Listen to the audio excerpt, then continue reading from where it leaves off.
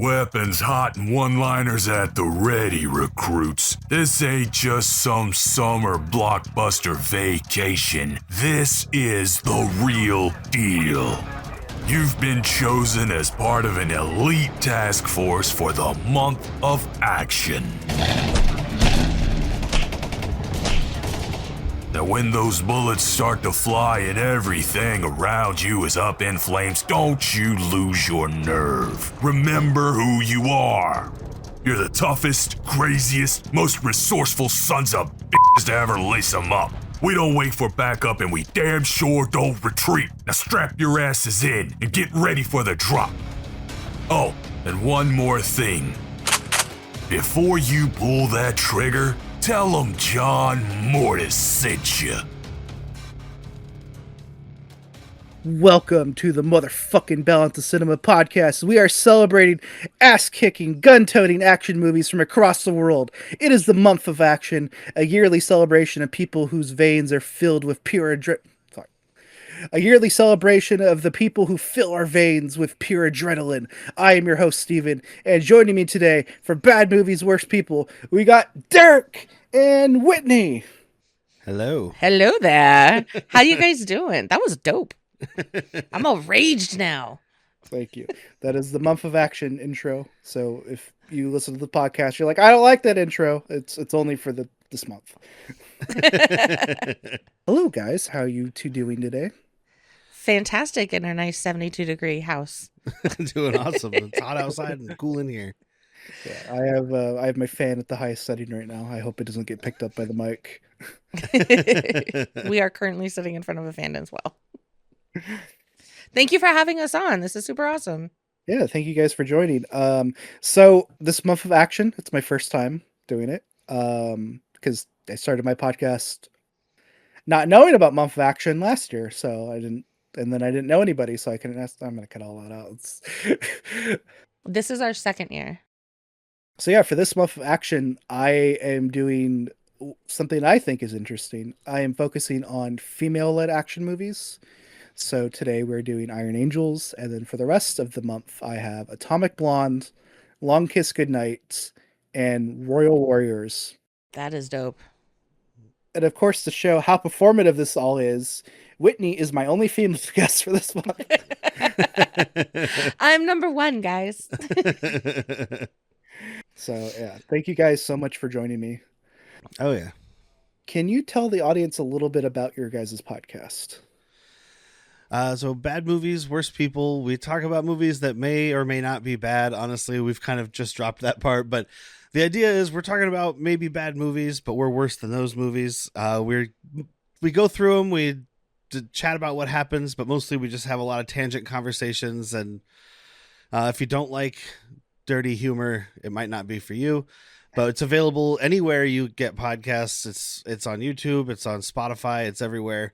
And we've been going for just about 4 years now. We're on our 4th season. This is our 2nd year of doing Month of Action with everybody. And we literally talk about anything. We've talked about movies all the way back to the 50s. We've talked about movies that just came out a couple days before the episode. So we have no real restrictions on what we do. I like to say, if you ever want to listen to your drunk friends talk about a movie and go on weird tangents, we're the podcast for you. Yeah. I think what showed me that this is going to be a good fit is I saw you guys have reviewed movies like Tiger Claws and Undefeatable, and it's like, oh, Mm-hmm. I think this will be a good fit. I was listening to your Mortal Kombat review last night, and I posted this comment too.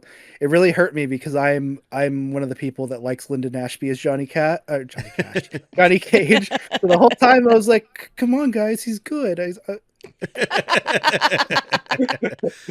Well, we got to make fun of somebody. That's what we're here for. And we have a hell of a movie to talk about today. It is the 1987. Of course, it's a classic. It basically started a genre of action movies in Hong Kong. But it is Iron Angels, or as the DVD says, Angel. Or as the translated Hong Kong title is Angel Operation. Gotta love multiple titles, man. That's how you know you're in for a good time. Yeah. Yeah, and it has like 5 titles, and you're like, Yeah. what are these? At least it's not at least it's not like the Italian movie thing where it's like, hey, this movie is Texas Chainsaw Massacre 3, and then you watch it and it's a guy in a Freddy Krueger mask with a claw killing people, and you're like, what? It's That's fan. for those of you that don't get the reference, I'm talking about the movie Night Killer. Oh, wait, did you? No, I don't know that one, but I have Terminator 2 from Italy, which is actually shocking dark, which is an Alien ripoff. Yeah. And then there's like the La Casa movies where it's like La Casa 1 and 2 is Evil Dead, and then La Casa 3 is just some haunted house movie. But yeah, Iron Angels, from 1987. This movie was kind of made to like capitalize on the movie Yes, Madam, which is an action movie teaming up Michelle Yeoh and Cynthia Rothrock. Ooh. And yeah, apparently it's like, oh hey, if we put women in action roles, those make money too. Which, to be fair, like Hong Kong actually has like a pretty good history of female-led action movies. Like even going back to the '60s. Yeah, you've got some Shaw Brothers ones that have female leads and whatnot. I mean, it's something that America still hasn't really figured out. Every once in a Yeah. while, we have female-led action movies, but it always goes They back to do it. dudes. Yeah, they do it so weird. The one issue with like a lot of the Hong Kong female-led action movies is like I feel like the studios were still like afraid to just have like the female like be the only lead, so they'll generally stick in like a male lead, kind of like this movie if you actually think about Yeah. it. And Yeah. the male lead, like the female will kick ass the whole movie, and then at the end, like her master will be like, "Oh hey, I'll take care of this guy for you." Like going back to like My Young Auntie, or even like something like Cop Keto with Angela Mao. Yeah, it's just like at the end they're like the man's like, "Hey, don't worry, I got the main guy." And it's like, what the heck? Yeah, I mean, it's the ones you mentioned that we talked about. Tiger Claws, Undefeatable, both Mhm. Cynthia Rothrock led movies, except the other guy comes in and fights the final boss. Yeah, that happened with her a lot. Yeah. They would just be like, there's a man here." He's like, "I don't get the unless it's like righting wrongs where it's like, yes, it's Yun Bao, keep the man there." But like Yeah. some of her other movies, it's like, get these dudes out of here. I want to see Cynthia Rothrock kick ass. Martial Law. We don't need to see Chad McQueen. We want to watch Cynthia Rothrock beat Yeah. people up. What I love about that one too, it's like, okay, David Carradine doesn't really know martial arts. Chad McQueen's okay. Then you have Philip Tan and Cynthia Rothrock fighting on the other side. It's like, no, stick with them, stick with them. So in Iron Angels, which I kind of realized that the Angels is clearly a reference to Charlie's Angels, because this does kind Yeah. of have like a Yes. Charlie's Angels feel to it. We'll talk more about that as it comes, but Sprinkled yeah, with a little James Bond. yeah. This movie is, I'm saying this in quotation marks, it is directed by Teresa Wu, and the action is directed by I'm gonna try to say his name right. I'm so bad at names. Tony Leung Suhong, and it's not to be confused with Tony Leung Chua from Shang-Chi and Hard Boiled, or Tony Leung Kufa from Island on Fire or the recent Jackie Chan movie The Shadow's Edge. It really seems like anytime anyone had the last name Leung, they're just like, "Oh, my name's Tony," and there's like 50 Tony Leungs in Hong Kong, and Jesus. it's annoying because one of the most famous Chinese actors is. It'd be like if there's just a billion actors whose last name is Chan, they all go by Jackie. It's really confusing. Yeah. But he is the action director for Ip Man, Twin Dragons, Magic Crystal. I haven't seen Twin Dragons, but Ip Man, Magic Crystal are great. Yeah. Um, Those are awesome. and then he also directed one of my favorite '90s cult classic martial art films, Blood Moon, starring Gary Daniels. I haven't seen that one. I have it on my list, but I haven't seen that one. That's a great movie. He also teams up with Chuck Jeffries, who is he's an Eddie Murphy impersonator who can do martial arts. I love that. The reason why I kind of said like quotation mark Teresa Wu is because it's not. she gets like the credit for directing, but apparently other directors did step in. Like this was their first movie, so like other directors in the studio did kind of step in, and then she didn't direct. Like I said, like um, Leung Suhung, he's the one that did like all the action for the movie. Yeah, they do that a lot with Hong Kong movies. You have a different action director, and it's like, well, that's the real director then, because that's who I'm here to watch. Yeah, it's like, yeah, this guy, he did all the stuff where they sit around and talk, and it's like, oh well, now Sammo Hung did all the action, and it's like, okay, so Sammo Hung, like you said, okay, so Sammo Hung directed the movie then. Starring in the movie, we have Yukari Oshimi, who plays Madame Young. She is a Japanese martial artist. She was in some Japanese tokusatsu stuff like Ultraman and Super Sentai, Kamen Rider. That's or even Godzilla is like what I mean when I say Japanese tokusatsu. But yeah, she had guest appearances in Space Sheriff Gavin or Kagoku Sentai Dynaman. But she had a main recurring role in Chidoshi Bioman, which for Power Ranger fans, this was Bioman was almost would have been the first Power Rangers. There's like a pitch video where it was actually going to be Mark Dacascos and Miguel A. Nunez were going to be in the show. That's awesome. It wasn't picked up, and then a couple years later we finally get Power Rangers. But yeah, she played the character Farracat, and basically she was one of the main villain's bodyguards because the villain couldn't do fighting. So like, okay, we need someone who can actually go out and fight the Rangers. So we'll get this martial artist. Um, and for those that don't know, they're like, what the hell is Super Sentai? Super Sentai is where Power Rangers got its footage and costumes from. Oh, okay. Yeah, it's all the stuff where they fighting actually happened. All those little white kids weren't doing anything. Yeah. I think I did know that. Because of this movie, she actually gained like a lot of popularity in China. She became more of like a Hong Kong actress after that. In addition to this movie, she was also in the movie Rikio, the story of Ricky. She actually plays a male character in Rikio. She's like one of like she's like the really effeminate like gang leaders. Rikio That's punches off her legs. Okay, I remember saw that. that she was in Rikio, and I was like, I can't figure out. I was like, I looked at the character, and I was like, I think I know who this is. I didn't realize. Okay, that makes sense because I was like, they're in prison. There's not a lot of women running around in there. Yeah. I think I even when we watched it, I was like, I'm pretty sure that's a chick. Yeah. But yeah, and then she also had a appearance in. I mainly put this just so I can say the amount of titles they had. So we actually talked about this before the podcast, but they made a spin-off movie with Michelle Yeoh's character from Police Story, and it's called Project S, aka Super Cop, aka Police Story 3 Super Cop 2. Nice, not confusing. Not at all. I want to see that movie just because, another Michelle Yeoh martial arts movie, but it is pretty hard to find. I know they've been releasing the Police Story movies, and that hasn't been anywhere near like getting a release. So that sucks. Probably because they don't know what the hell to title it. So there's like, we're not even going to deal with this. But the movie also stars Moon Lee. She plays the character Moon. She does that a lot because like I recognized her. We had just recently watched an insane Hong Kong movie called Fatal Termination, in which she also plays Moon. Yeah, I used to hear people be like, "Why does Jackie Chan just call Jackie?" And it's like, well, in Hong Kong movies, they do that all the time. They're just like, yeah, this whatever the first name or last name is, that's generally the character name.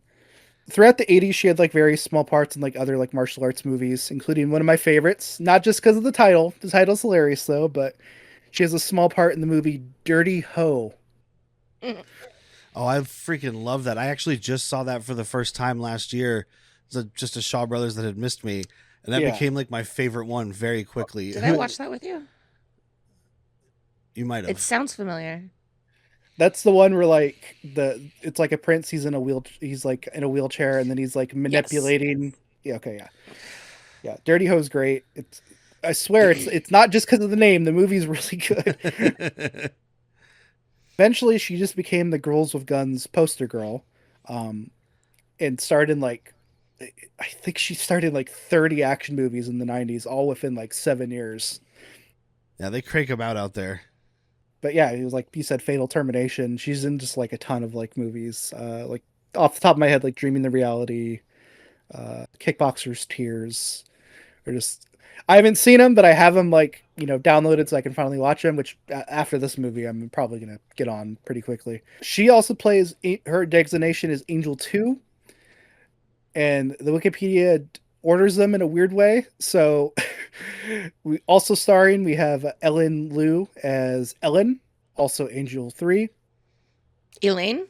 How did I fuck up Elaine? I'm a huge Seinfeld fan. Well, it's because she didn't dance poorly in this movie. We also watched it with the subtitles on, so. And she's Angel 3. They don't say this in the movie. I guess it's just designations. Oh, no, they do. Because they call the next guy Angel 1. But then we have Hideki Saijo as Saijo, a.k.a. Angel. And then we have Alex Fong as Commander Fong. And then I think they call him Alex once. And despite what the credits say, despite what like the Wikipedia and even the TV Tropes page says, he's not Angel 1. In fact, he's not even part of the Angels technically. No, because isn't he the American that comes over? Yeah, he's the American DEA agent. Yeah. And then we have David Chang as John. Surprised he's not named David. Surprised they didn't just go with Charlie since they're doing a Charlie's Angels thing. But yeah, that is the cast of Iron Angels. There's some like really big names.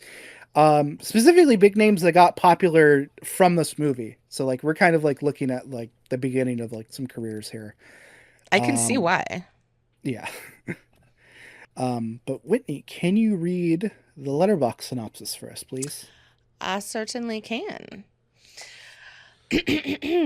Young's poppy fields are torched by law enforcement task force. She retaliates by ordering police officials assassinated. The Angels break into Young's corporate offices, eventually tracing her headquarters. After Alex Fong's character is captured and held by Young, the Angels mount an assault to rescue him. A complex subplot involving an armored car bullion robbery eventually leads to Angels to a final showdown with Young and her men. Okay, that's the whole movie. I know. I saw the plot synopsis. I was like, all right, well, that's it. Have a good night, folks. Bye. Thanks for having us. I really love reading the letterbox plot synopsis. It's kind of a running joke with this podcast because like they're either like pretty spot on or they spoil the whole movie or they don't even explain the movie all that well. I mean, there's definitely more that didn't get spoiled, thankfully. Yeah. But I mean, yeah, this is all the this. whole That's movie. the storyline. Yeah. But that storyline in this is the least important part. You're Correct. here. You're here for the motorcycle chases and the shootouts and the kicking and the explosions. Not the love story. Love story? Did I miss a love story? Yeah, 2 of them. So, do you? I think we talked about this like off of the podcast, but I want to get it on record. I guess. What is your guys' history with the movie? Oh, so I've never seen this. Vinegar Syndrome put out their 3-movie box set recently, and I picked it up because it's definitely my jam. And when we were talking about doing this, I was like, this is a great chance to finally open up this Blu-ray and watch it. And I'm glad I did. And I had the time to watch it with him. I mean, we've been together for going on 12 years, I guess. I don't know. Yeah, something like that. And I saw movies, but I was never into like the Hong Kong or the martial arts things. But he introduced me to Cynthia Rothrock, and that was just like the gates flooded open. And I watch pretty much everything you watch. I'm sitting here, maybe not paying complete attention, but I have fun. I am entertained. She puts down the phone to watch the action scenes and then picks it back up and starts playing whatever game she's playing.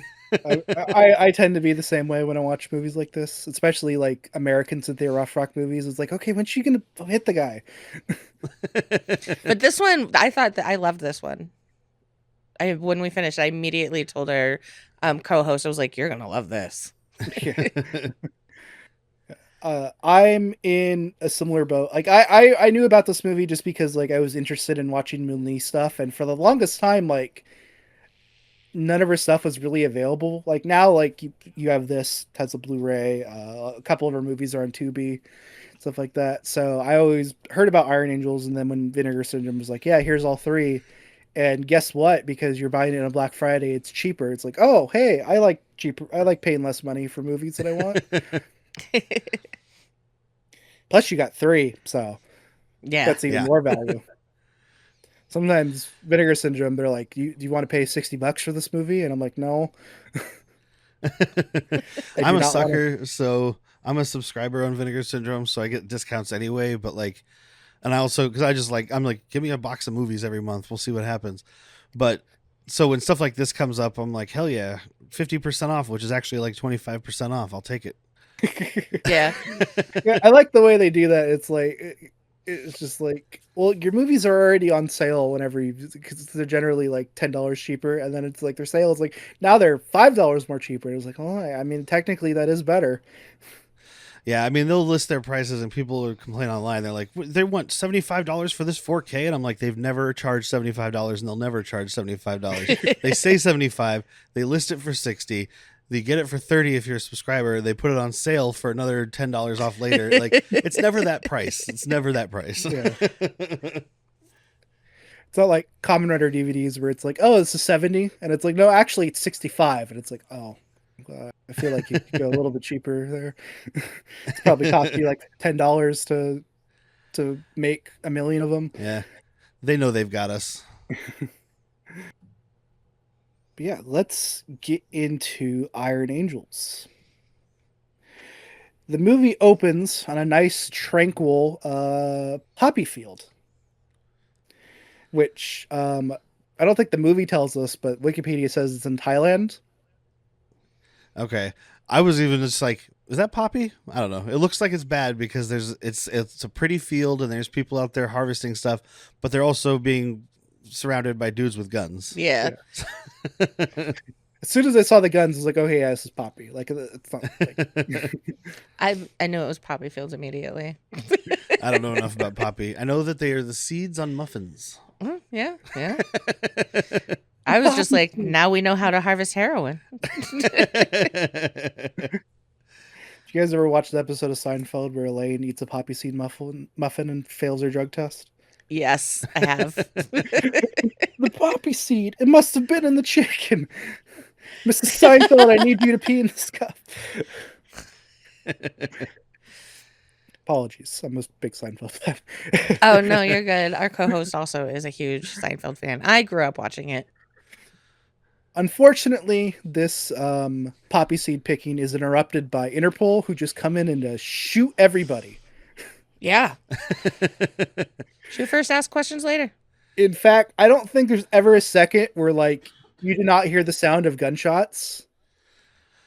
No, yeah. Even if you don't see it, they're always going off in this scene. Correct. It's just a loop of like a machine gun fire for like the next like 3 minutes of just like Interpol just gunning down like all these guards and stuff.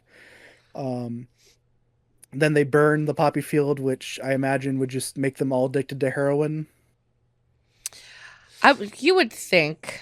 Yeah, yeah. I don't know because he was sitting there torching it, and I was like, that can't be good.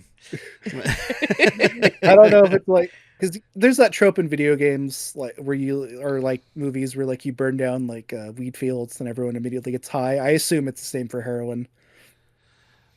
I know that it has to burn at a certain temperature, but I don't know. These guys, it doesn't matter because I don't think many of these Interpol agents are long for this world. right. Spoiler.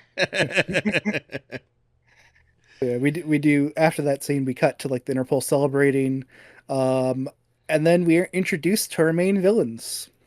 I love this introduction because you have like all these. It looks like an anime thing. Like you have these people walking in. It's like all bad guys in suits. There's a dude in a wheelchair. There's a sexy lady. There's just the other guy who's always wearing a suit. We don't really get much from the guy in the wheelchair, but I'm like, this is just like the council of bad guys that you'll see in anything. But if I understood properly, he's the oldest brother of Young, and then 2 other guys. Okay, I didn't even. I was like, So I they don't know. I watched 4 and I was like, I think siblings. they want us to care about Young, and maybe this other guy who does. In the gray I think suit. it's Chang is the other guy, and I think he's the one who becomes a thing. But Yeah. Yeah. And yeah, basically the guy in charge is just like, hey, you know what? Interpol's on our ass. We're just gonna let this go. We're good. Whatever. We'll get drugs somewhere else. But Young, as we kind of learned throughout this movie, Young is fucking insane. I love Yeah. her. So she's just like, no, let's murder them all. And the boss is like, no, this is Interpol. This is really bad. This would be really bad if we if they have to retaliate. So no, let's let this go. Well, I already have a plan in action, so fuck you. I'm gonna have my men drive around on motorcycles and just kill them. Like it's the end of fucking Dude. Demons. It's just getting sliced. Yeah, with I was so confused for a minute, but I was in for it. But I was like, so here's some random people walking down the street because these guys aren't in uniform, they don't have badges. Yeah, they're with their families Just at a like park. guy walking down the street, motorcycle gang. Guy walking into a restaurant, getting shot. Like, what is? I was like, who are these people and why are they dying? I was not making the connection at first. It didn't matter, but we caught on eventually. yeah, I got it. Can I talk real quick about the motorcycle double kill? Like the 2 guys with this they're not swords, the katanas, and then the one guy just getting sliced and then speared. Dude, that kill was awesome. Yeah, and then after that, they show just a guy hanging out with his daughter at a swing set. He just gets cut down in front of him. Like, brutal. I was like, I'm in. And is this also the scene where Young fucking chops a guy's hands off or fingers off too? Yes, like- she has those like brass knuckles that have a blade on them, Mhm. and just punches this dude's fingers off, and then this other guy attacks her, and she just whoops his ass too. And I'm like, all right, so she's the main one. I got it now. We Yeah. know where we're sitting. Well, he was like, they lost 13, we only lost 4, and she's like, oh, really? If 4 isn't so bad, let's lose 4 of your fingers. Tell me how it hurts. I'm in love with her. And then I watched this movie once with commentary, but I watched this movie twice. Does she say she's already kidnapped people, or is that in a scene that I just somehow blinked out of my mind? I don't think so. I think we just see that she's got people chained up. I don't think she ever says it. Correct. The only thing she does say is she has a secret plan in the works that will raise them $30 million faster than the heroin. And they're like, oh, what is this? What is this? She's like, it's my secret. It's the most convoluted gold robbery on earth. Yeah. And so turns out the Hong Kong police are not a fan of Interpol agents getting kidnapped or murdered on their streets. Correct. And good news, the country of money is like, yeah, we don't like drugs either. Want to help? So yeah, they send in the DEA sends Agent Commander Alex Fong, because that's the actor's name, so I can only assume that he's also Alex in this movie. I'm gonna kind of talk about one of the sequels later on, but I could have sworn that they called him Billy, and that's probably just because I was watching the English dub for that moment. Oh, okay. So maybe they just called him Fong the whole time. Yeah. Yeah, I didn't even catch. They might have said it at one point. I think his name was Alex. I get a little. We talked about it before we hit record, but sometimes I get a little confused with some of the characters because they don't let you marinate and learn people. So somebody says Alex at some point, I'm just like, sure, there's an Alex. Yeah. That's fine. They're all wearing the same suit too, and you're just like, wait, who? Yeah, I have trouble keeping track of their names. I'm just going off of okay, I recognize this person. They were the guy who did that thing. I recognize this person. The girls I got, Elaine and Moon, were easy because they had entirely different hairstyles, but all the other guys have the same hairstyles, same clothes. Sideshow kind of looked like Lou Diamond Phillips to me, so he was really easy for me to figure out. Oh yeah, she was like, I know this guy from something, and I looked at his stuff and I was like, you definitely don't. But yeah, Alex is basically like, hey, we're just gonna give you Uncle Sam's money so we can take out these guys. But the Hong Kong police chief, he's like, hey, we're gonna hire the Angels. Yeah. And you're like, Okay, I guess there's just an organization called the Angels that exist. Yeah. We're Yeah, they're not police, yeah, Correct. but We they learned that. they are hired by the police. yeah, I also love that whole thing because when Fong comes in, he's like, "Yeah, America has money, we'll help," and this guy's just like, "Great, thank you, America, you're wonderful." And I'm like, what year is this? 1987. Where Hong Kong is like, "Man, America, we love you." Like, it's like 'cause England's not helping us out, so I guess we'll be friends with you. I think it's as political as we're gonna get for this one. Yes. But yeah, we are then introduced to John, who is like he's like a combination of Charlie and Bosley. Because Yes. he's the leader, but like you know you actually see him and you know he talks to people, so I guess it's basically Bosley. But I think Fong is more like kind of Bosley for the simple fact that he wants to be with the Angels, yeah, because Charlie wanted to be with the Angels all the time. Or Bosley wanted to be with the Angels all the time, helping them. okay, I don't remember And- Charlie's Angels well enough. Charlie is the Bucks, Yeah, okay. the voice in the Bucks. So that So would not be Bill the Murray. captain. Correct. yeah. Bill Murray. I was know Bosley. I know I'm going with the later Charlie's Angels, but that's my frame of reference. So I think you're correct in both Fong and the I thought the commander was like the boss. I thought Fong was Yeah. just DEA and the commander was the He mostly boss. just sits at the base and drinks, but we Yeah. just don't Yeah. hear him talk through a box. Correct. So that was my perception of that. Yeah, like John is his name. He's basically like Yeah. Charlie, except like you know he actually you know is out in person. But yeah, he's. I guess they helped like some like bank get their money back, and then he's just like, oh hey, you know, be sure to send us our fee too, just to show us that like they are in fact mercenaries. They're doing this for the money. And yeah, so Alex is introduced to him, and they're like, okay, yeah, I'll call my people, and.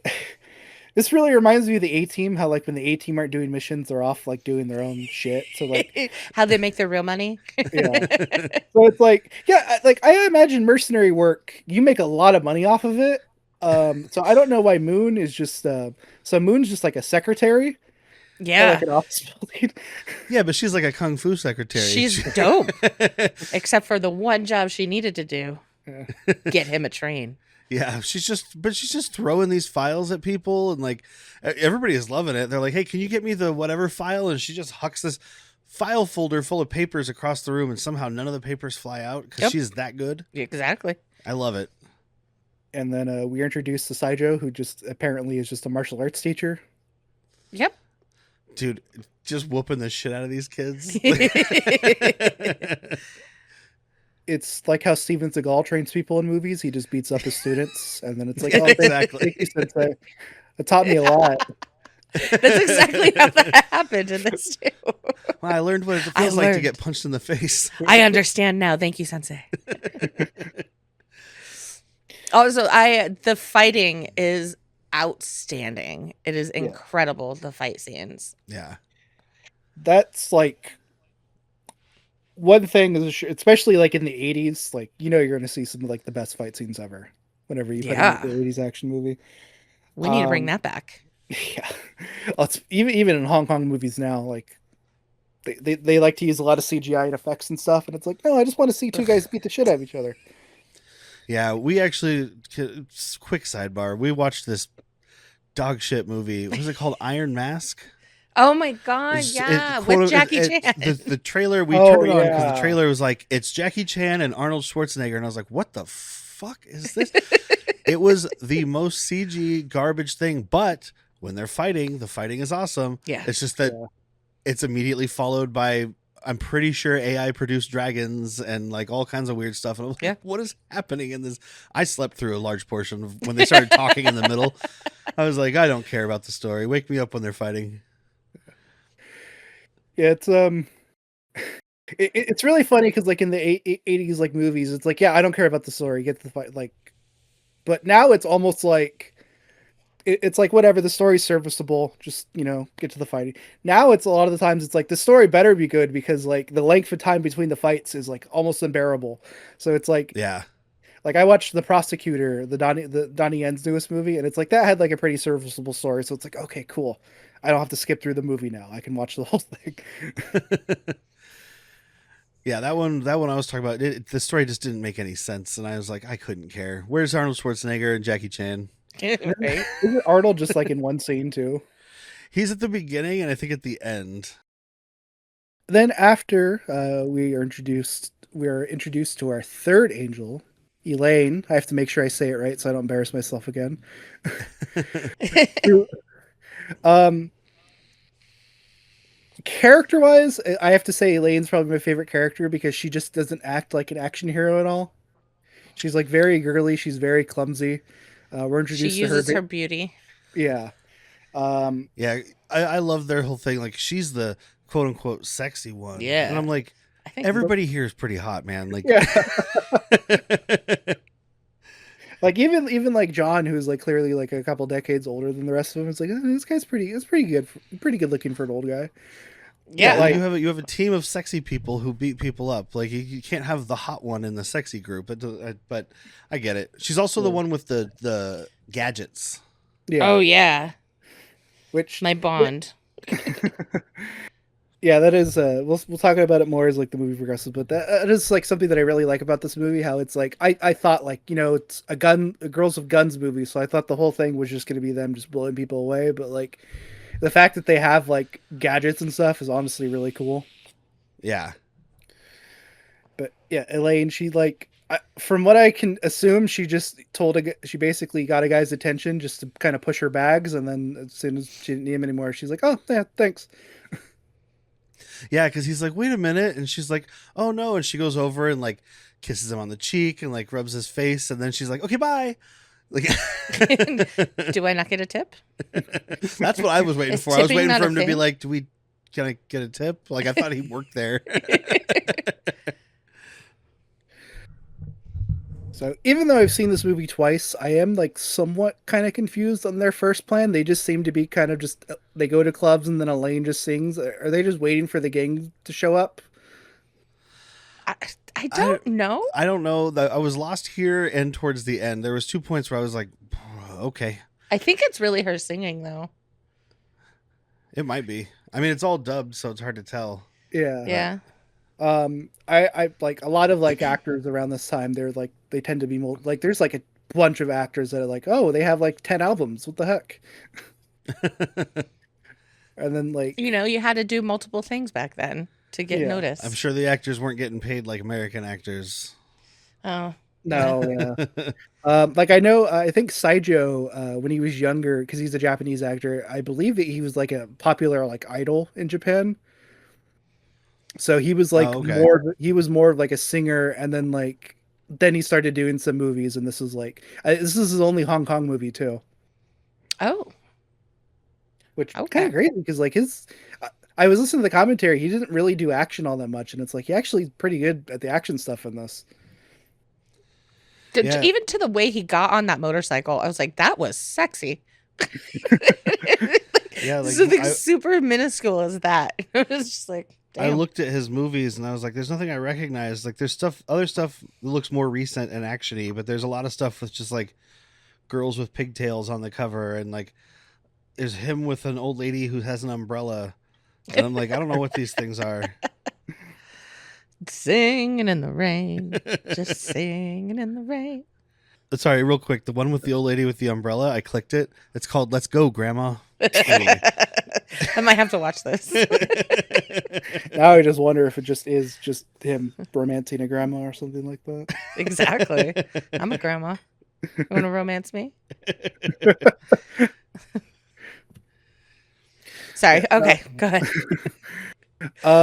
It's like after this club scene, they I believe they're investigating the Interpol offices, trying to like find like a leak. I don't know why, like this middle point of the movie, maybe because my brain was just like, when are they gonna start shooting people? When are they gonna start shooting people? So my brain was turned off to plot.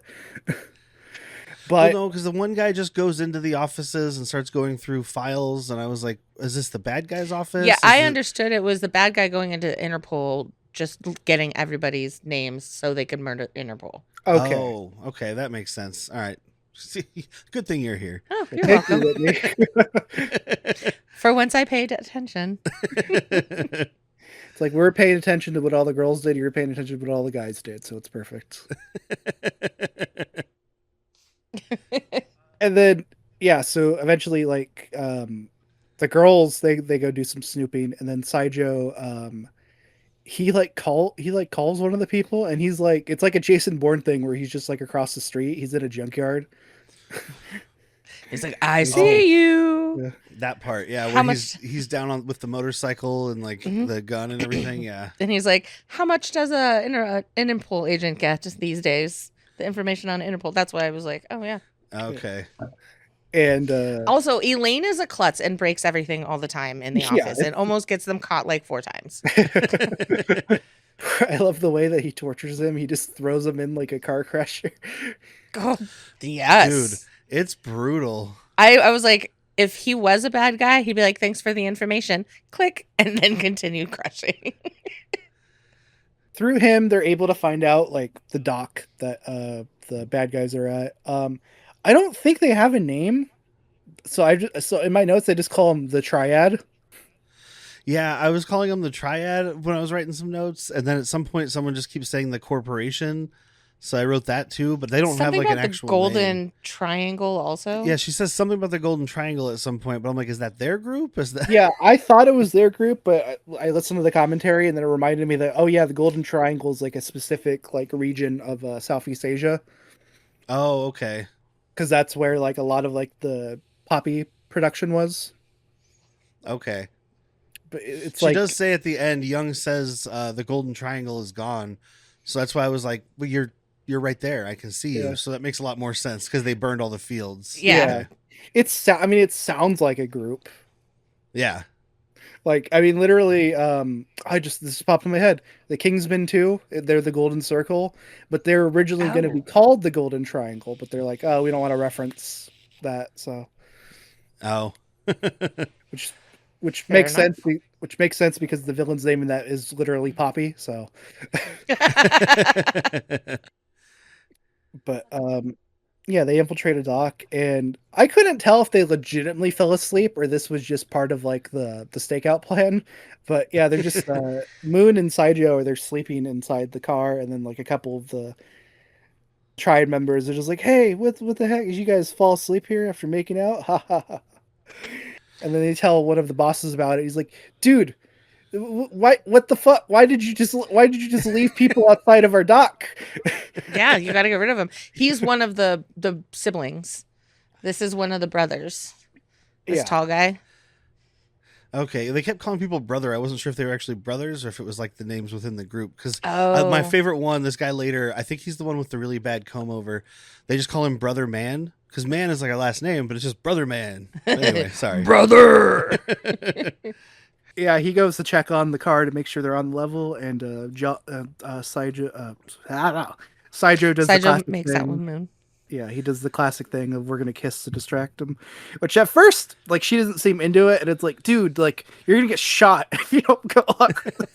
And then What? she gets really into it. Yeah, And so this is the beginning of the first love prospect. first of like what, like 3 references Yeah. to this romance. Mhm. But yeah, after they're all good, they go in and they steal drugs, and then they drive into the ocean. Yeah, they're lucky they have their O2 tanks. Yeah, which is Well, they're prepared. They're the angels. which I actually love the timing of it because she like starts to pull them out, and then you as an audience, we were like, oh my god, they're gonna drive into the ocean. The way he gets back into the car was super. Like the driving skills were awesome. Yeah, I don't want to. We don't usually go into the detail of all of that, but just the whole driving around this dock area and him jumping and just like sliding on into the car not even stopping. Fantastic. yeah, no, it's I wonder how many times they had to do that. That seemed like it's really tough, but They're professionals. It was one time Yeah. take. I mean, to be fair, they probably practiced it a bunch of times when the camera wasn't on, and then they turned the camera on. It was like, all right, you need to get this now. Yeah. But yeah, they drive in the car. They're able to, and then the next scene we kind of get the next like kind of establishment. Oh no, sorry. The next scene just immediately cuts to the boss with his. You don't see him get shot in the head. It's the aftermath of him getting shot in the head. Yeah. And then he's dead. And then now Young's the big bad. Yeah. No, it's kind of cool because it's just like, you know, you want to see people get shot. That's always fun. There's a lot of squibs in this movie. Yeah. But like, it's a kind of cool way to cut back and just be like, oh, no. She's the bad guy. Like, she didn't wait for the camera even. Like, she killed this dude.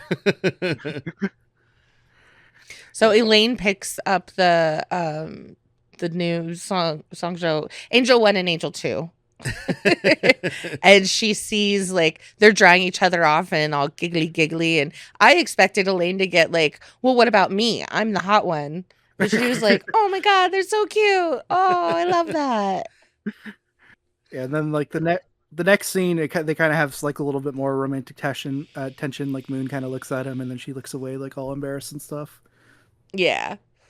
But yeah, that's really after that. That's really it. It's kind of just he's like, it's kind of like this little bit of scene, and I guess they kind of flirt with each other later in the movie. But there's really, I wonder if the intent was. Sorry, go ahead. Oh, I was going to say continue the intent. I wonder if the intent was just like, oh, we're probably going to make sequels, so we'll like follow up on that in like a later movie. But he doesn't come back. That's exactly what I was thinking. Oh. No. Because like there's the one scene where, you know, he's missing and they can't find him and she's really freaking out. And I was just like, oh. Well, isn't that Elaine and Fong? That's the other one. Oh. So the three, I'm just going to say right here, the three romance things is Angel 1, Angel 2, Elaine and Fong. So Moon and Saijo, Elaine and Fong, and then Young has a thing for Fong. Yeah. The big bad has a thing for good. I wouldn't call that one romantic, but yeah, she does have a thing. So yeah, I believe once again, like all three of the men have the same haircut, so I keep getting confused on who's who. Alex, at least, like he has like stubble, so it's like okay, that's the American guy. But also a super baby face. But I believe John's the one that calls Young as she's like kind of like at the pool, and he that's Saiju. Okay, that is Saiju. Okay. Yeah, John doesn't really do anything, I guess. Oh, wait, no, that was John. No, yeah, that is John, because he's sitting by the pool. I loved that, too. That's another, what you were talking about, the Jason Bourne thing. He's, like, talking to her on the phone, and, like, he's talking shit, and then she walks right past him. Like, he was literally sitting across the pool from her, talking shit to her. It's classic, like, spy thing, where it's like, you don't know where I am, but I can see you, and it's like, yeah, I'm 10 feet away. But does she know what he looks like? Because she just stormed by him. Yeah, she walks right by him. It's the late 80s. They all have that haircut. She probably just assumes it could be anybody. This is the part where I was like, oh, Saiju gets on a motorcycle all fucking sleek, because John is there on the phone. She doesn't know it's him. And then Young storms out and gets in the car, or drives off and gets in the car. And then that's when Angels 2 and 3, so Moon and Elaine, are following her. But she knows she's being followed, but doesn't know that Saijo is also following on a motorcycle. And she does this wicked ass car exchange. Oh my God. I laughed so hard during this. She jumps out, like the truck blocks them, and she jumps out of her car into another car. But then they put this horrendous dummy up in her seat. So the girls are following the dummy car, which was the original car, and Saiju is following the car that actually has her, and then puts his little tracker on her. And then they all meet up, and everybody's like, oh, just as planned. That's a really big tracker too. Like I feel like as soon as they park, it's a watch face. It's an entire watch. It's like they get out of the car, they're like, what the fuck is this on our car? What? Like it's not even discreetly placed there. It's right next to the fender skirt, essentially. It's not like it's Street Fighter when Chun-Li throws like a little tiny thing in like the back of like a car that clearly would have fallen off as soon as they turn. But yeah, John initially calls her to basically just be like, hey, we have like 30 million, which I don't know if it's American or Oh my God, Probably have to check because it I out. think in the 80s we had the American dollar was top. Yeah, I would think the subtitles at least are probably giving us the American Yeah. number Yeah. because 30 million. I mean, I don't know the exchange rates, but 30 million yen Is not $30 million. Yeah. $30 million, not even close. So So yeah, I had to double check because I think China and Hong Kong have different currencies. So like Mhm. Hong Kong is the Hong Kong dollar, and then China has the yuan, I Yen. think. oh yeah, yen is Japanese. It's Oh. yuan. Yeah, Yun. They have the yun, which I'm probably saying yeah, wrong. yeah. But yeah, so I don't know if you're saying Hong Kong dollars or you're saying American dollars. I can imagine even 30 million Hong Kong dollars would still be a lot too. So Yeah. so he's like, yeah, we'll give you all the drugs back if you just let the Interpol agents go. And she's like, fuck it. Nah. She's like, I'm good. She's like, this plan of hers is like, it must be just getting her so much money. She's like, yeah, fuck it. We'll lose a bunch of drugs. I don't care. We're gold people now. She's getting out of the drugs because it's too hard. They can burn drugs, they can't burn gold. Yeah. Is this where we get the dinner with the off brother? The gray suit brother, not a black suit brother? No, that's. I think that's after After. they go to the hideout the first time. Okay. So yeah, they go to Young's house, and we got a team going in the house, and then we have Elaine coming in pretending to be like some lost woman looking for I forgot where she said she was looking for, but she's from Taiwan, and the subtitle says that she's speaking Mandarin, which I think which is a dub- different region. Sorry, good. Oh no, I was just say it's a different region. I was looking up recently because I was trying to figure out some movie I was watching because it had Cantonese and Mandarin, and I'm like, I don't know enough about the languages to know. And I think Cantonese is mostly Hong Kong, but also it's a lot of the smaller regions, and then Mandarin is like what you're speaking in like the capital cities and stuff. So I think it's supposed to be like it's a different, like I think it's more wealthy people are speaking Mandarin at the time, is from what I understood kind of from what I was reading. It's people from big cities and stuff like that. Not Hong Kong, but other big cities in China. And then like Taiwan is Mandarin. Oh, okay. So she's just doing the Taiwan thing then. Okay. Yeah. She does say she's from Taiwan. Which is funny because then I think Malaysia is Cantonese. So it's really confusing. Did we skip the scene where we find out she's hiding Interpol people and they're getting whipped? I think that's right now. Okay, because it's disturbingly hot. Yeah, she's like, yeah, like I said, like Young is like insane. She like gets off and like this torturing of these like Interpol agents. She's like cutting into them. They're like getting whipped and licking it. I love it. I'm in love with her. So. I really love this. Not sorry. Like infiltration scene.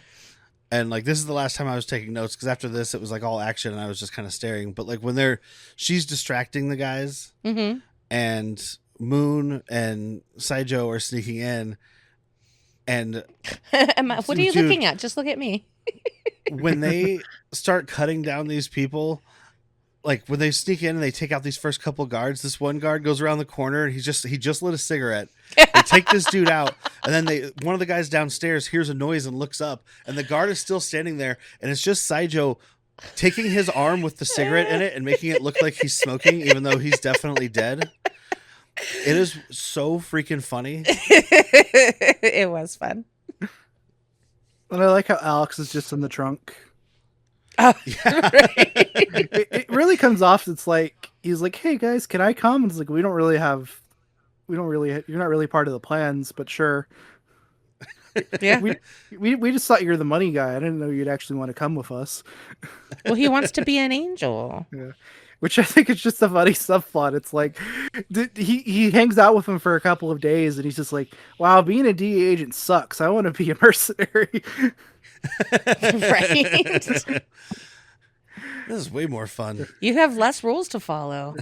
Like, yeah, I've been stuck doing this. I've been stuck trying to take down the cartels in Albuquerque, and like there's like nothing going on with that. So I want to get out of New Mexico. Yeah. Who wouldn't? Yeah, we're 30, 40 years before Walter White shows up. It's not exciting down here yet. We're not. Gus hasn't even shown up yet. Like, I don't know what I'm doing out here. Like, what are you talking about? It's like, nothing. You wouldn't get it. No, the chicken place is literally just selling chicken. Yeah. But yeah, they're able to get the guys out, but of course, this isn't even Elaine's fault. There's no way they could have predicted that like Young would show up as soon as they're about to leave. Correct. Where Yeah. she's like trying to back out. Yeah, and then like it's funny. Like you think we're gonna get like another cool car chase, and they immediately get swarmed. Alex jumps out of the trunk ready to shoot, and he just million guns in his face. I felt so bad for him. And then we finally get to see like a fight scene in this movie, or specifically a fight scene between the ladies. Elaine takes on Young, but she's even after Elaine takes off her skirt, Young is like too strong for her. Dude, such a cool move too. She like does like a spin kick and grabs the skirt and like throws it off all in one motion. Yeah. So she's just fighting in this like romper. It's not Like- a romper. It's a leotard. It's like a onesie of sorts. It's a leotard. But they want to do it, you've got to have that moment in the movie where the woman is, the sexy lady is stripping stuff off to fight, but it's also not too sexual. Mm-hmm. So, It was definitely done classy. yeah. Always funny in Hong Kong movies when they have female lead at. It's like, well, we need at least one fight of them dressed nice. So like, Oh, yeah, always. the one I always think of is in Lady Reporter with Cynthia Rothrock. She's wearing like a sweater and a dress, so she has to like kind of like rip up her skirt and like roll up her like sweater sleeves. It's actually really Yeah. cool. Oh, fight yeah. scene. She's I love that wearing one. she's wearing high heels too, so she like just stomps at a guy's shin with the high heels. Yeah. But She's badass. I love Cynthia. Elaine is able to get away, but unfortunately Alex is captured. And But that's okay because she put a tracker on him. yeah. It's fine. We'll know exactly where he's at. Yeah. And then we're shown that Alex, he's living way better than the Interpol agents are. He has a cell with a bed, and he's not hoisted up. And he's getting fed really good food. Yeah, I don't know what's on this tray that he's got when at least we see it later, but like it looks like nice fancy food and stuff. Like this is where it's like, okay, so Young kind of has a crush on Alex. Yeah. Come You can- to the dark side. Okay. Which is funny. He's not getting tortured now, but I feel like if they get in bed, he's probably going to be hurting really bad. I mean, pleasure or pain. That's what she's into. So, if you guys ever seen Tomorrow Never Dies, the James Bond movie? No. I've Okay. seen it. I don't remember it. So there's like a villain, like one of the henchmen. He's into torture, specifically chakra torture. And it's like, I feel like that's what Young would be into. She would just be like, here, I have this really pointy stick. I'm going to shove it right here. It's going to be really hot. And it's just the guy screaming in pain. And she's just in ecstasy. Yeah. Yeah. I can hear that. But they, of course, have to save Alex. Not just because, one, he's basically the reason they're getting paid for this. But he is their friend. I guess. They've kind of known each other for like a week. And so what happens next is probably one of the coolest action scenes ever. Yeah, they immediately go back to this house and just start lighting everybody up, man. Oh, yeah. It's just another 5-minute long gunfight. But there's more going upstairs. And this is where we find out Elaine has all these fun. Or is this where she has like the Rambo Oh yeah, this is where they show up and Elaine's got the two belts of Of bullets bullets across her chest, and and, she's like, got like grenade grenades hanging off her blouse. necklace? None of which she uses, by the way. Oh, Yeah. she But uses the grenades. yeah, but not the Yeah. bullets. Yeah. It's always funny when people have bandoliers of bullets that don't go in guns. That's the word I was looking for. Bandoliers. Or Yeah. It's one of my this happened in a few movies. Someone will have a bandolier of shotguns, but then they just, oh, my shotgun's out of ammo. They throw the shotgun out down and take off the bandolier. It's like, you had more shells. What are you doing? They're right there. It's like, oh, this is just decorative. These don't even come off the vest. It's the wrong gauge. It doesn't fit. I just want to look cool, man. Saiju like jumps through a window and like he gets behind like a couch and just like fires the bad guys from there. That was another sick move. How he like uses a body to block the bullets and then knock over the couch in one swift move. Can we also talk about how he jumped through the window though? He rode in on a rope ladder hanging off the bottom of a helicopter. It's awesome. It was awesome. This is a perfect movie. Yeah. They like Moon shoots like a couple of them and they like jump through a window after getting shot. Yeah, this scene is all. It's just 5 minutes of them just running around, just like shooting. Like it's like a video game, which is how many people they kill. The sugar glass budget on this movie was through the roof. Yes, these people are just flying through windows. There's just glass exploding all around them. I mean, it's insane. I mean, I'd like to hope that they're using sugar glass. Yeah, I love. It's Elaine because she's got the grenades. I think she takes one and like pulls the pin, but then puts it in a doorway with the two bandoliers. Yeah, so that way when the door gets open, it just like explodes and it blows up like half of this house. And bullets fly everywhere. Yeah. But yeah, they're when I first, just based off the reputation this movie had, I assumed that there would be more of like, you know, all out like shootouts in this movie, and this is really it. But it's well worth the wait. Like, oh yeah, and I do love that there's like some of the people in this, because I mentioned squibs. Anybody who's getting hit and has squibs on them probably has no less than like 10 to 14 squibs on them at any time. And some of these guys have them in their face. So like these guys are just have blood shooting out of their faces and stuff. I'm like, God, these guys are badass. Like all these stuntmen are like, yeah, sure, strap an explosive to my face. I don't care. We did fail to mention that Saiju and Moon gave Elaine a lot of shit for putting using Alex as bait. Oh, yeah. Like made her feel like a terrible person. Oh, because she's talking about it through this whole fight scene. She's like, well, because they're like, hey, good job, Elaine. She's like, no, it couldn't be a good job because I'm selfish and I'm a piece of shit. Yep. Like, that's why I wanted to bring it up. And that's when she does like start to develop feelings for Young. And she's the one, after they rescue him, she's like, well, we could use you as bait again. Because Young clearly has a thing for you. You weren't tortured. You weren't hung up. You were in a cell by yourself with a bed and food and drink and everything. Clearly, she's got a boner for you. But yeah, I like she literally says like, we can use you as a honeypot. Yeah. And they're Alex, like, again. Yeah. But then Alex is just like, okay, I'll do this, but you guys have to make me an angel after this. Which once again, like, I don't know how. Sorry to bring realism in this movie, but like, what is he? He's gonna go back to America to the DA office, and he's just gonna be like, "Yeah, I'm out." It's like, what do you do? Oh, I'm gonna go become a mercenary in China. No, he stays as DEA, but he's a secret mercenary, and America's just gonna fund him being a mercenary now. He's like, "Hey, he double dips." Hey, are you gonna be able to help us take out this weed farm in Nebraska? He's like, oh no, sorry, I gotta go to Hong Kong. My uncle is sick. Yeah. And, if you call that number and they say why I'm in Thailand, I just assume that's a joke. So the following scene kind of confused me because it's shot like Alex. Sorry, good. The way I understood it is at first he's like contemplating should he do it, and then he's like, I'm gonna do it, and he starts looking for her. Yeah. And just trying to get attraction. Oh. Real quick, one more thing. When they're escaping. Yeah. Because the helicopter comes in. Oh, that's right. And Moon and Saiju get on the helicopter. Elaine and Fong are left behind. They jump off of this house.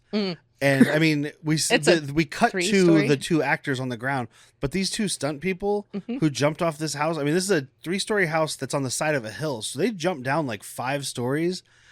It's bonkers, dude. You just see these human beings run and leap off this building, and it's just this big wide shot of these little tiny humans just flying through the air. And I was like, good God, you guys. I mean, I know that this is why people use CG now. I still appreciate it more when a person jumps off a building. But Hong Kong, like, I guess we don't know all the details, but I would assume we might know if someone died making this. There's so many times I watch these movies and I'm like, and no one died? And nobody died. Well, they had a balloon to land on. Yeah. When someone dies, A mattress. When someone dies in one of these movies, the fans will let you know. Yeah, that's why I was like, I assume we would know. Yeah. I mean, it happens a lot. I mean, have you seen Millionaire's Express? No, I haven't seen it, no. Okay, so it's like a Hong Kong Western, but there's a part where a guy gets shot, takes a dive off like a 3 or 4 story building, but it's a single shot of him flying off the roof, landing in the dirt. But you could tell it's like they had dug out the hard dirt and put in soft dirt. But I was like, oh, cool, you dug out the hard dirt and put in soft dirt for this guy falling 40 feet. Like, these guys just don't give a shit. They'll just like, yeah, I'll do it, whatever. Adrenaline rush, baby. I haven't really seen many of them, but I've heard Taiwan movies are even more crazy. It's like, yeah, I'll fall, but I'll fall directly on my neck too. Whew. Yeah, at first, like, I thought it was like, oh, he's like contemplating, like, oh, should I really do this or not? But now I just think, it was just him waiting for it to become dark so he'd go to the clubs. But I don't know. I think either works. I agree with you. Either way, at first I thought it was contemplation, and then he's like, "Fuck it, let's do it." But it could also be he's just waiting. Yeah, action stuff doesn't happen in the daylight. Yeah, and I do love that he's like, "I need to find Young," and everybody just runs away. He's in a bar. He's in a drug den. He's in an alley. Yeah, when he's walking through that alley, and he's like, "Does anybody know where Young Lee is?" And everybody just scatters away like cockroaches. Yeah. He eventually, he just kind of lucks out and finds. She's supposed to be hiding right now, and he is able to finally find her. They find him. Oh yeah, okay, that's what that was. Okay, for some reason I thought they just kind of cut to him he just showed up. Like, oh yeah, he showed up. Do you want him? But yeah, I think you're right. They just eventually just found him, and they're just like, hey, madam, here you go. I heard you've been asking about me. Yeah. And so they have it's kind of awkward because once again, we know this woman's crazy. But it's actually kind of, I don't know if I could say cute. I guess I could say it's cute, but they kind of flirt with each other. He has multiple guns, including a gun hidden in his shoe. I loved that one. Just peeling off the bottom of his shoe, and he's got a little tiny 1-shot gun in there. Don't tell her it's 1 shot. I mean, you could see, but maybe it's got 2. Don't tell her it's 1.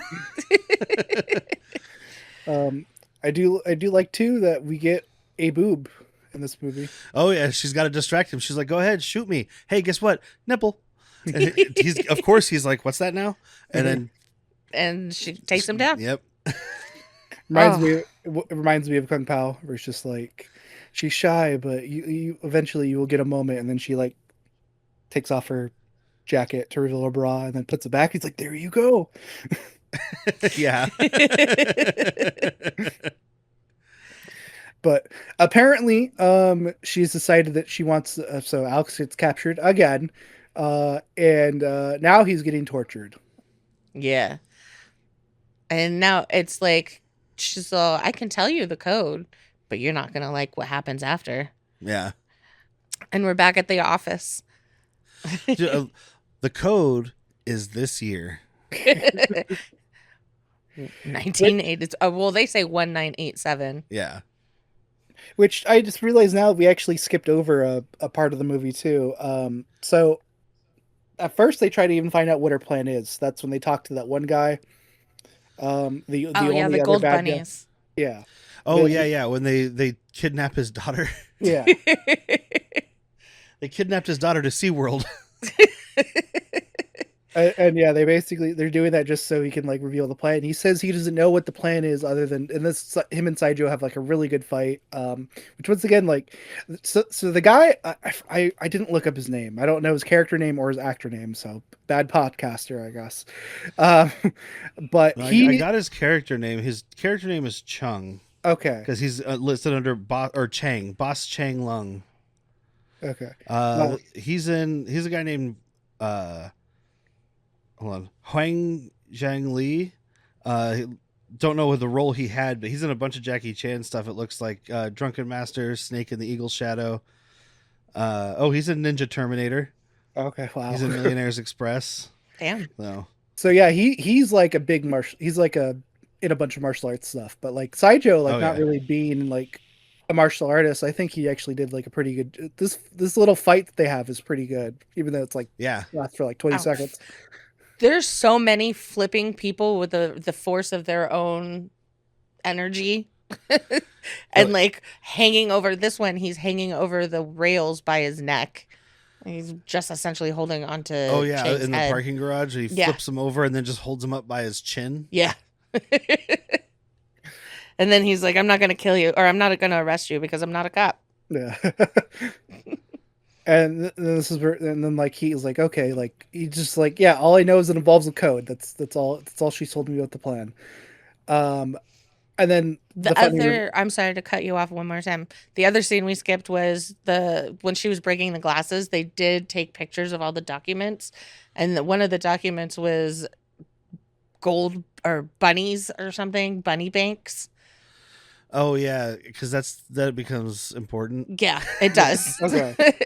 See, I must have been looking away. Maybe it was just one of those scenes where Saiju and Moon, he's trying to take pictures, and they'd broken into the safe, and she's like going through documents, and she goes to put one away, and he's like, why? No, let's take that picture. And she's like, why?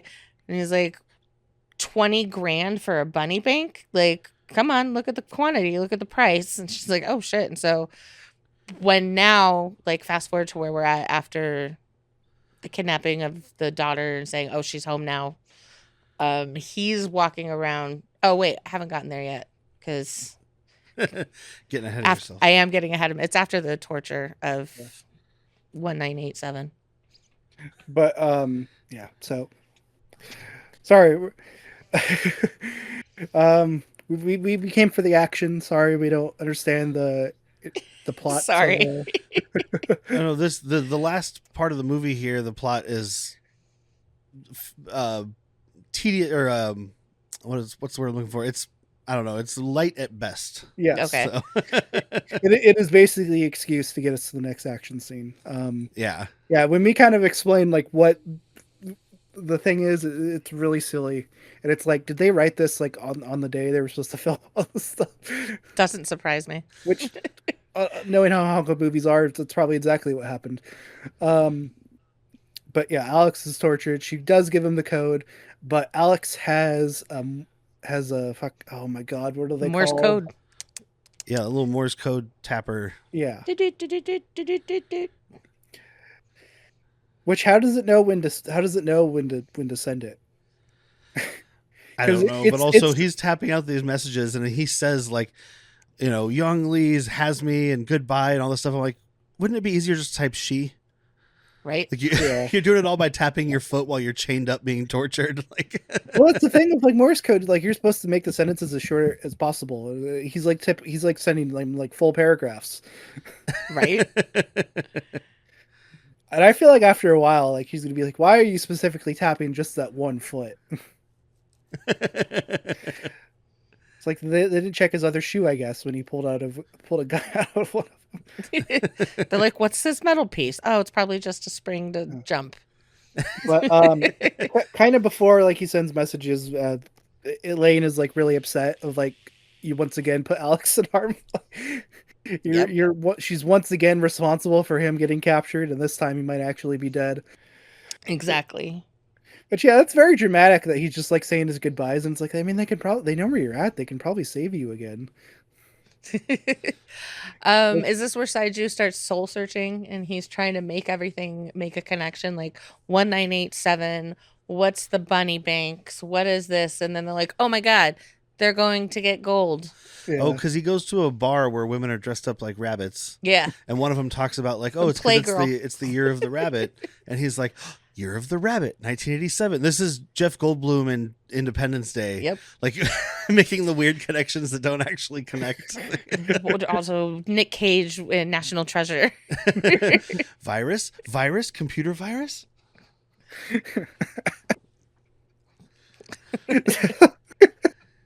Sorry. Yeah, so Sideshow, he goes to like a bank, and I'm really confused. What is this plan? Just to be like, haha, I'm gonna go sit in the back, and I'm just gonna wait for me to get to them. And it's like, I don't know, maybe. He didn't.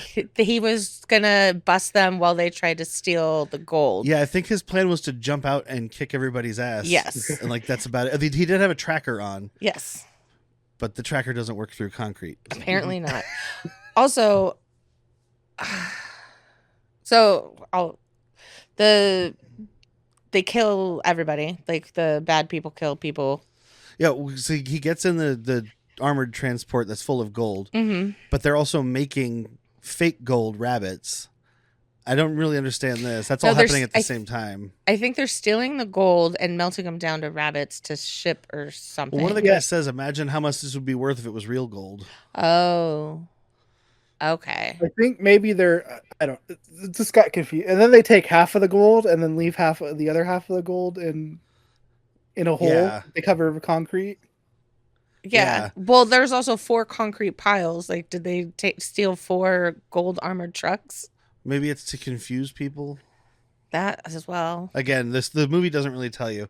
He's in the back of a gold truck, and he gets buried in cement. He gets buried alive with the driver, who is also on the bad guy's side, it doesn't make it out of this.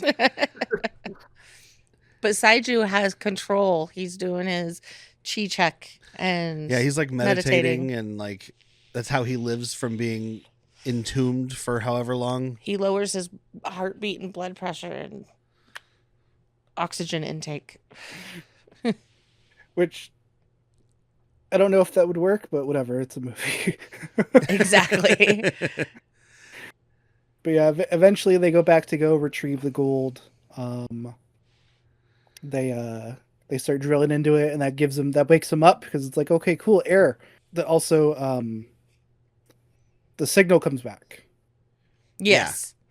Yeah. And so oh my god, I keep forgetting this guy's name. Chang? The other bad guy, Chang. Yeah, thank you. So, yeah, Saiju is able to get out, and despite the fact that he probably just was deprived of oxygen for so long, he's able to have a final fight with Chang, which doesn't last long because the cavalry shows up. Well, Chang also says, I'm not going to hurt you because I'm not a cop. Mm-hmm. Yeah, I'm like, did they make a deal? Or is he just doing it because he didn't arrest him? Right? I was like, maybe it's a tit for tat. Yeah. But then, the cavalry shows up. And then, once again, I kind of get lost in the plot. How did they find the warehouse? I think Chang tells him. Oh, okay. Because when the cavalry shows up, he's like, don't arrest that guy. Soju's like, don't arrest that guy. I'm alive because of him. And okay, because Chang did mention that he was not down for what anything Young was doing. So. He's like, I'm not okay with any of this. Yeah. And so I think he did broker a deal, like, save my family and me, and I'll give you everything. Look, guys, this bitch is crazy. I want to get out of here. Yep. I want nothing to do with this. I don't want to be a triad anymore. And yeah, the girls, they come to the warehouse, and I was disappointed at first because it's like, what? They don't have any guns. How are they going to shoot all these people? But it's okay because they have exploding buttons. Dude, use your buttons. I don't know what you're talking about. Throw one. Dude, it's so funny. Yeah, she's all the buttons because Elaine gave Moon this blouse that she was complaining about. She's like, why do I have to wear this? It has giant buttons. And she's like, don't worry about it. And like, yeah, the buttons are like little grenades. Elaine's earrings. And they're like, yeah, they're throwing all these bombs and fighting off all these dudes. They kill everybody except for Young. And then like she grabs a bunch of buttons off the front of her blouse and throws them at Young. And then they're actually just buttons. And she's like, well, some of them had to be real buttons, dude. Don't know what to tell you. Yeah, despite the fact that it's like, well, I wanted to see them shoot people, I was quickly won over by the buttons. Just the Yes. exploding Yeah. buttons. Well, and then it's a really cool Dude, fight this scene fight between scene. with Moon, Elaine, and Young all against each other. I mean, and you've got three people who can do martial arts doing martial arts. Yeah. So, And It's this brutal. one move, oh my God, that knockout move. oh yeah, I mean, I think it's Moon Mhm. grabs Young and swings her like a pillowcase filled with potatoes. I don't know how else to describe it. Just smashes her against this bulldozer or whatever it is. Oh my god. I'm like, that's a broken back. Yeah. Um, it does. She does turn into a dummy for a second, but it's like, what are you gonna do? Smash the actual actress there? Right? No, yeah, it reminded me of a modern action movie with like the superhero movies and stuff where people are just getting brutalized, but nobody is scratched. I mean, she's bleeding out of her mouth, Yeah. but like how hard, when someone gets punched and they fly through a brick wall and all this stuff, that's what it reminded me of because it was just a high velocity thunk Yeah. up against this thing, and I was like, well, she's dead. Or is she? Young also, like, during the fight, she like slams like a 2x4 into her arm, into Moon's arm. Go. With they have giant nails sticking out of her. Yeah.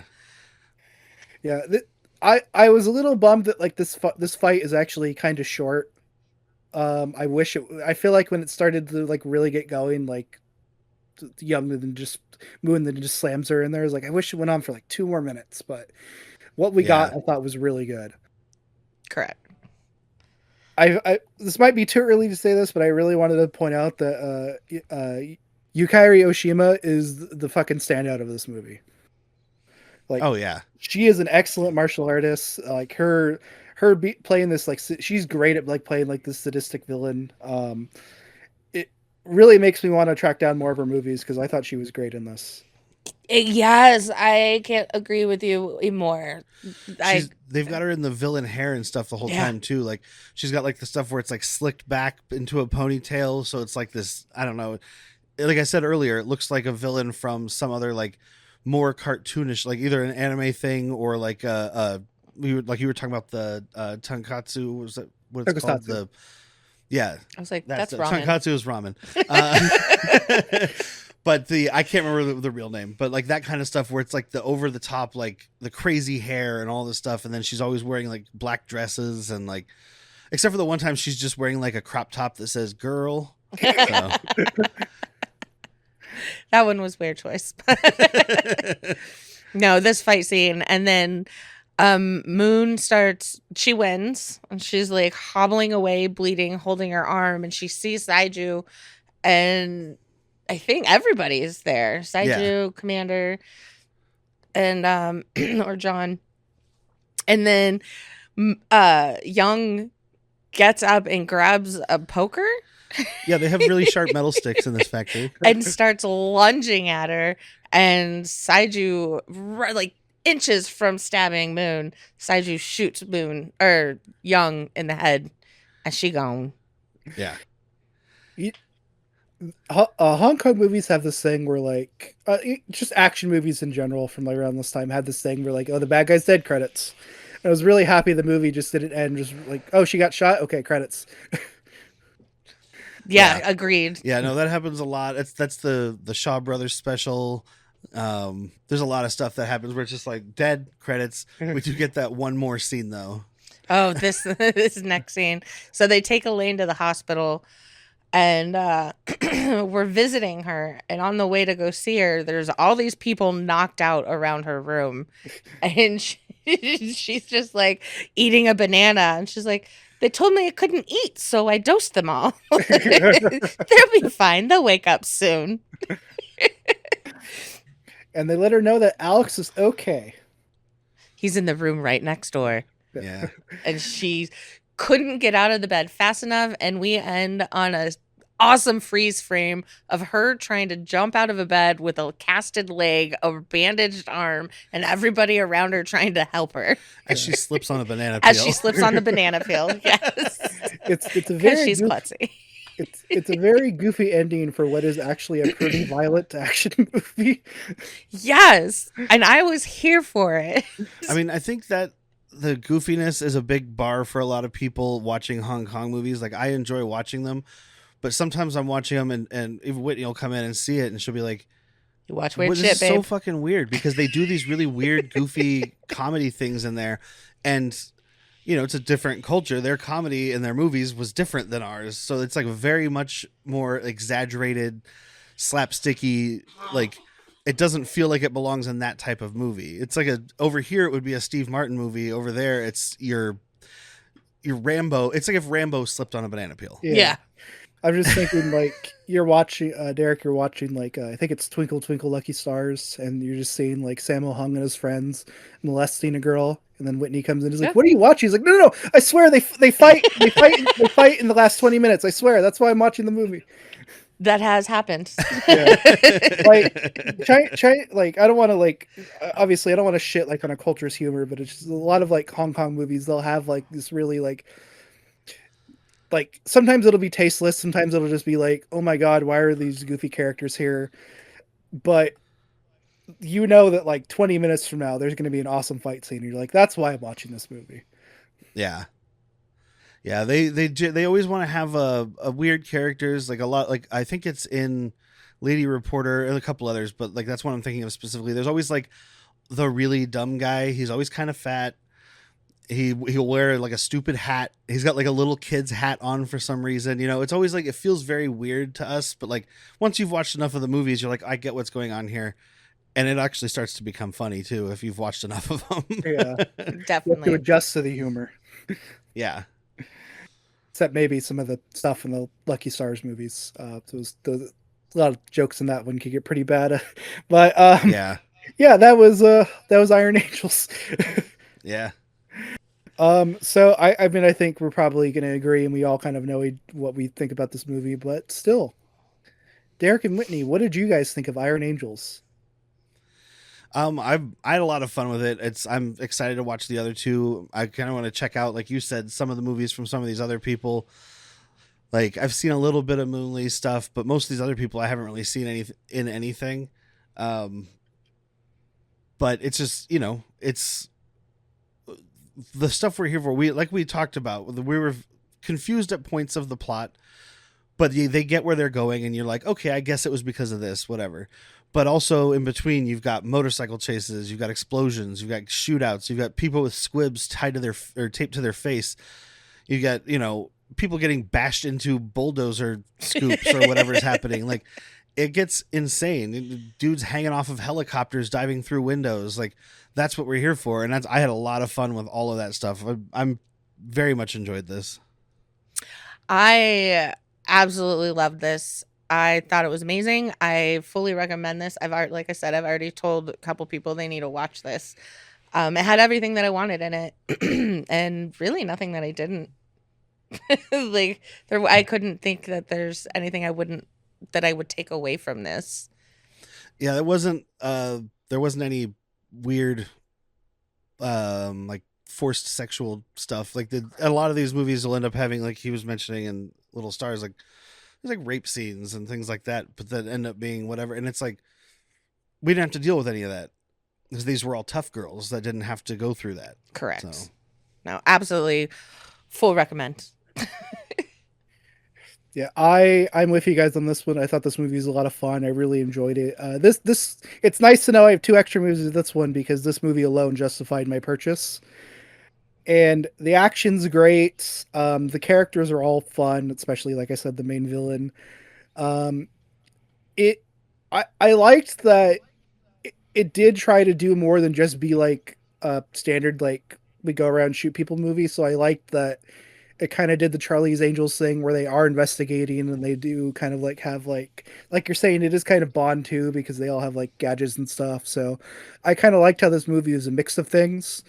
But yeah, when it comes down to it, the action is amazing. Like you have like a couple really good fight scenes, some really cool stunts, and like one really awesome like shoot 'em up scene. So yeah, I really like this movie. This is movies like this are why like the Hong Kong action movies of like the 70s and like beyond are like so well remembered and loved. Oh yeah, definitely. So, like I said, I did watch the sequel, just the second one. I was kind of tired by the time I finished it, and I was like, okay, I'll watch the third one later. So, some things I kind of wanted to point out. Um, so, like I said, like Saijo isn't in it. John isn't in it either. He's just kind of mentioned. So basically, the plot is they go on vacation to Malaysia, and they basically just joke that like, oh, John's footing the bill for our vacation, and that's the only Nice. time they mention him.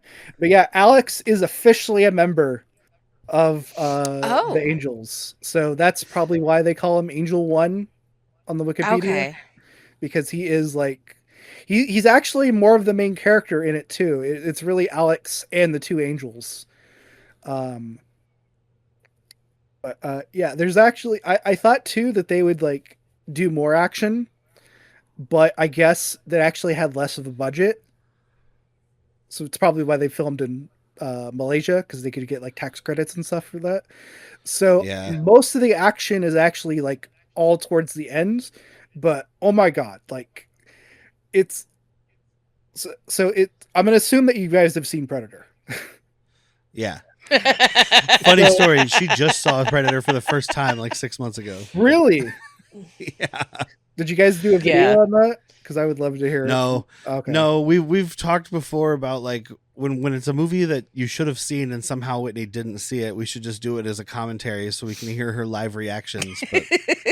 But we were drunk one night with our co-host and we were like, we're watching Predator tonight. So Yeah.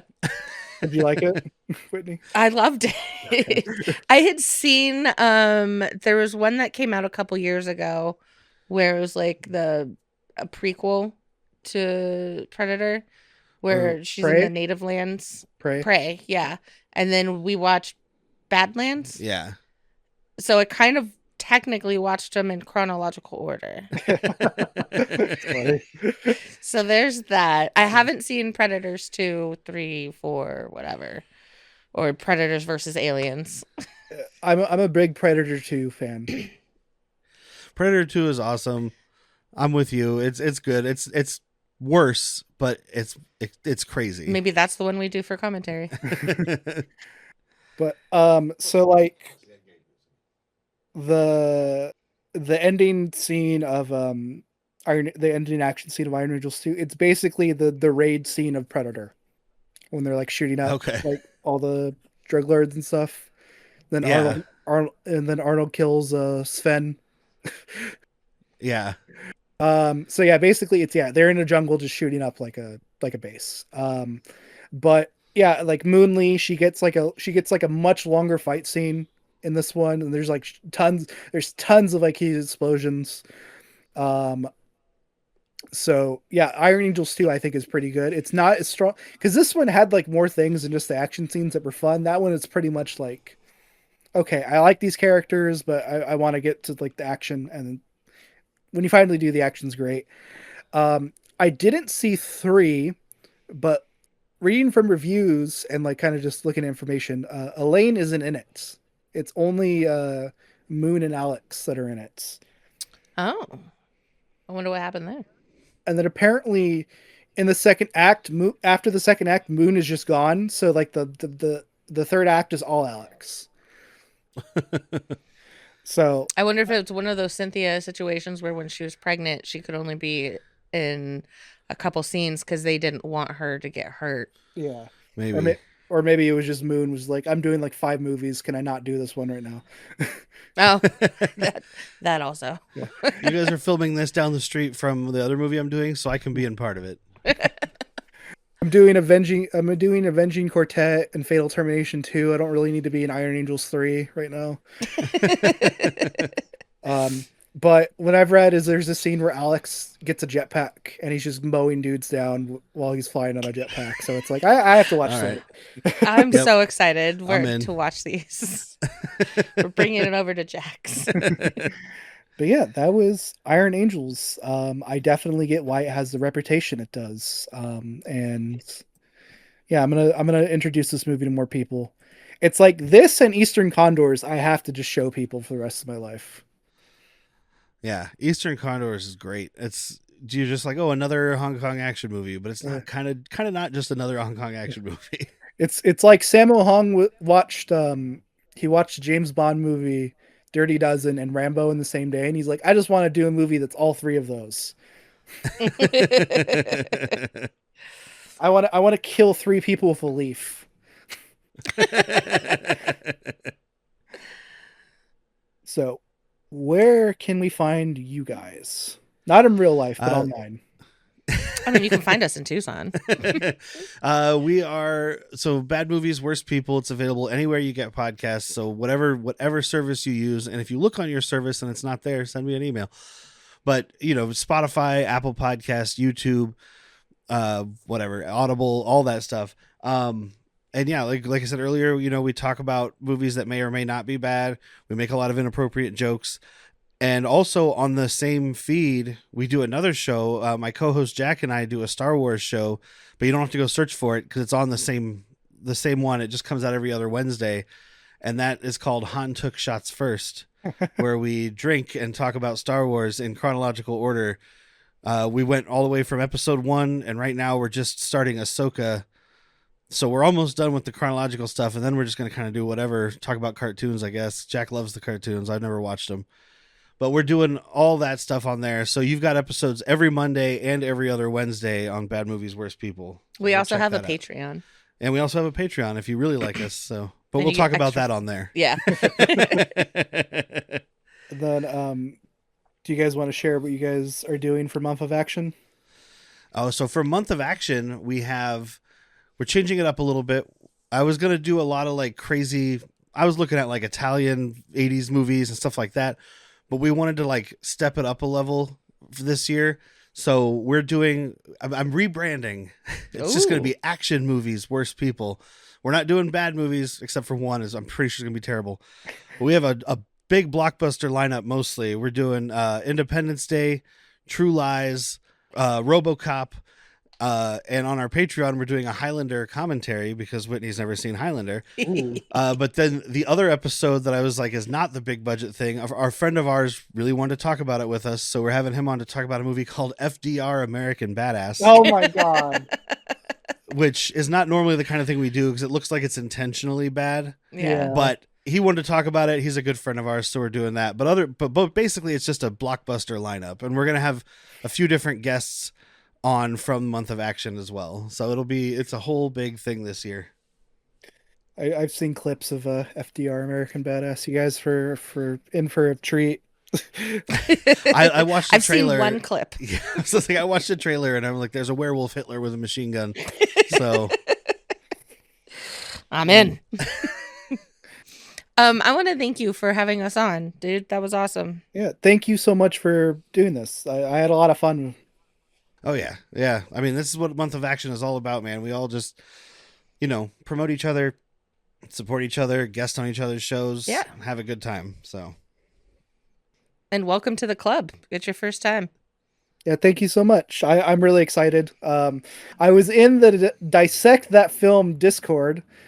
I'm enunciating because I said it wrong 3 times. And the offer came out. I was like, hey, does anyone want to join? He's like, I want to join. I'm really tiny, but I would like to join. And so it was really awesome to be given a spot. Or they're a bunch of good people. Yeah, I'm excited to see what everyone else is doing.